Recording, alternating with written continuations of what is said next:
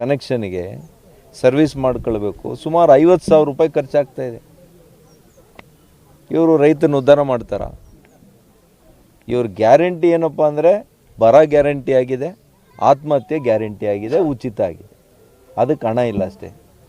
ಕಷ್ಟಕ್ಕೆ ಸಿಕ್ಕಾಕ್ಕೊಂಡು ಸಂಕಷ್ಟಕ್ಕೆ ಸಿಕ್ಕಾಕ್ಕೊಂಡು ರೈತರು ಇವತ್ತು ಆತ್ಮಹತ್ಯೆಗಳನ್ನು ಉಚಿತವಾಗಿ ಮಾಡ್ಕೊಳ್ತಾ ಇದ್ದಾರೆ. ಇದೇ ಈ ಸರ್ಕಾರದ ಬಹುಮಾನ. ಲೋಕಸಭೆ ಚುನಾವಣೆ ನಮ್ಮ ಹೈಕಮಾಂಡು ಭಾರತೀಯ ಜನತಾ ಪಕ್ಷದ ಮುಖಂಡರುಗಳು ಏನು ತೀರ್ಮಾನ ಮಾಡ್ತಾರೆ ಅದರಂತೆ ನಾನು ನಡ್ಕೊಳ್ತೀನಿ. ನಾನು ಯಾವಾಗಲೂ ಹೇಳಿದ್ದೀನಿ, ನಾನು ಶಿಸ್ತಿನ ಸಿಪಾಯಿ. ಪಕ್ಷಕ್ಕೆ ಬಂದಿದ್ದೀನಿ, ಈ ಪಕ್ಷದ ಒಂದು ತತ್ವ ಸಿದ್ಧಾಂತದಲ್ಲಿ ನಂಬಿಕೆ ಇಟ್ಕೊಂಡಿದ್ದೀನಿ. ಪಕ್ಷ ಏನು ತೀರ್ಮಾನ ಮಾಡ್ತಾರೆ ಅದಕ್ಕೆ ನಾನು ಬದ್ಧ. ನಿಮ್ಗೆ ಆಸಕ್ತಿ ಇದೆಯಾ ಅದಕ್ಕೆ? ನನ್ನ ವೈಯಕ್ತಿಕ ಆಸಕ್ತಿ ಬೇರೆ ವಿಚಾರ. ನಾನು ಪಕ್ಷದ ಶಿಸ್ತಿನ ಸಿಪಾಯಿ.